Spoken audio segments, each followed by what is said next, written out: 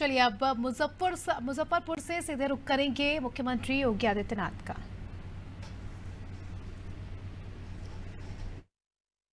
महाराज परीक्षित को श्रीमद् भागवतम की कथा सुनाई थी। शुक्रताल स्थित विशाल अक्षय वट विशिष्ट है। यह वट वृक्ष कभी अपने पत्ते नहीं छोड़ता है।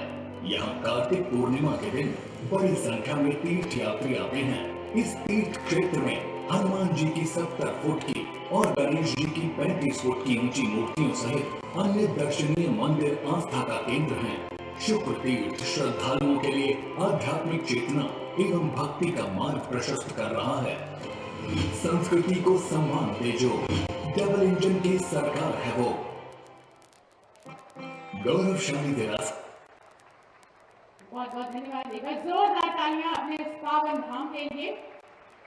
और जैसा कि आप सभी जानते हैं, विभिन्न क्षेत्रों के साथ साथ आध्यात्मिक क्षेत्र में अपनी सोच से जन जन के हृदय में भक्ति का समावेश करने वाले एवं अपने अविस्मरणीय कार्यों के माध्यम से भारत के मानचित्र में उत्तर प्रदेश के इस गौरव को बढ़ाने वाले परमादरणीय श्रद्धेय यशस्वी परमादरणीय मुख्यमंत्री जी को कोटि कोटि नमन करते हुए, सादर आमंत्रित करते हुए, साथ सम्मान अनुरोध करते हुए अपने प्रेरणादायक संबोधन कर सभी को आमंत्रित करने की कृपा करें। जोरदार तालियों के साथ स्वागत। जोरदार तालियां। जय जय श्री राम।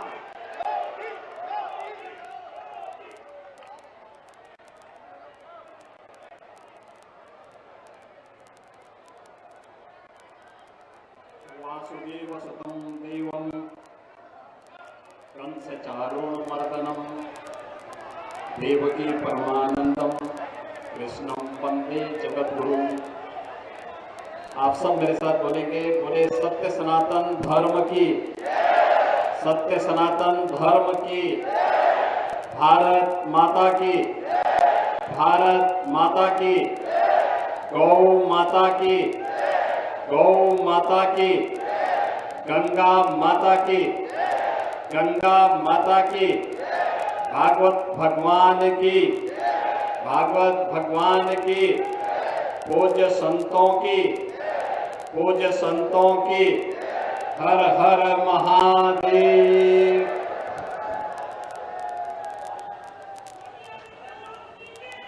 आज की इस पावन भागवत भूमि को प्रणाम करते हुए, पूज्य संतों का सादर अभिवादन करते हुए मंच पर उपस्थित पूज्य स्वामी ओमानंद जी महाराज, पूज्य स्वामी दंडी स्वामी महादेव आश्रम, स्वामी गोवर्धन दास जी महाराज,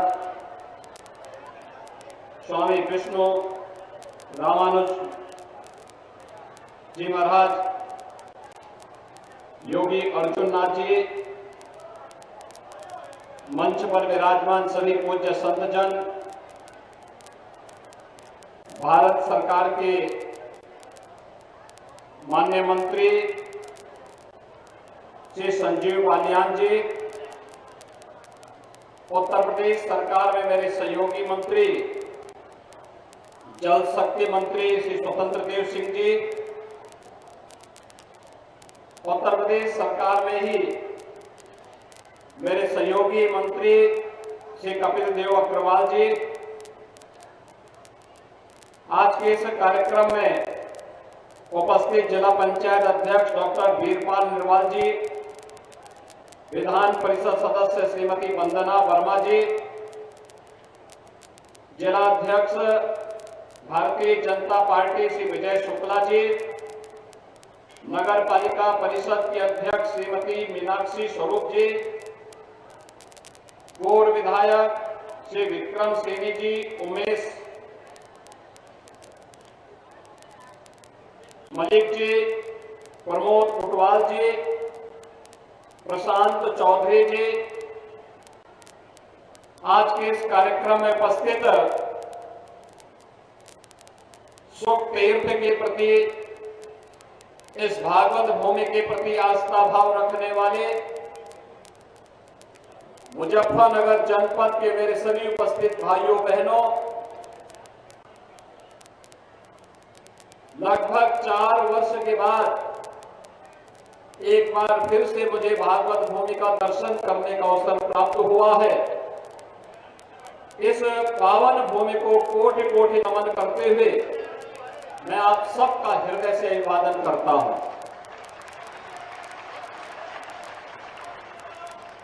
भाइयों बहनों, आज मेरा सौभाग्य है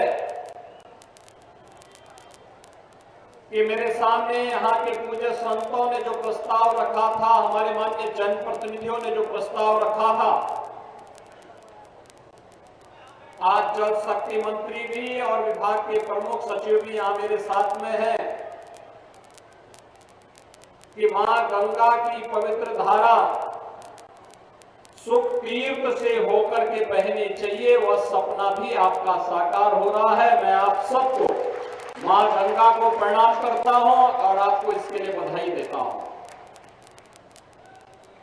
मां गंगा तो देव नदी है,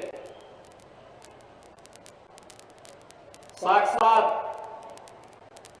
भगवान विष्णु के चरणों से निकल करके भगवान शिव ने जिन्हें अपनी जटाओं में धारण किया और महाराज भागीरथ की तपस्या के कारण इस लोक में आकर के हजारों वर्षों से कोटि कोटि मानवों के उद्धार का कारक बन रही है। हम सबके जीवन को सुख और समृद्धि में करने का कार्य जो पावन देवतुल्य नदी कर रही है, वह मां गंगा की धारा सुख तीर्थ से होकर के बहेगी। यह हम सबके लिए अद्भुत क्षण है। भाइयों बहनों, आज जब एक और सुख तीर्थ से मां गंगा की धारा फिर से आई है, ये क्षेत्र तो भागवत भूमि है। मैं भी आया यहां पर जब सुख तीर्थ के इस पावन आश्रम में, मैंने यहां मंदिर का दर्शन किया। मैं देख रहा था कई भागवत कथाएं यहां पे चल रही हैं। श्रीमद् भागवत महापुराण की कथा यहां चल रही है। याद करिए, इस धरती पर कोई ऐसा क्षेत्र नहीं है जहां आज के दिन पर श्रीमद् भागवत महापुराण की कथा न हो रही हो। और यहां तक कि दुनिया के अंदर जहां कहीं भी भारतवंशी रहता है, वह बड़ी श्रद्धा के साथ यहां के कथा व्यास को बुला करके श्रीमद् भागवत महापुराण की कथा का श्रवण करके अपने जन्म और जीवन दोनों को धन्य करता है।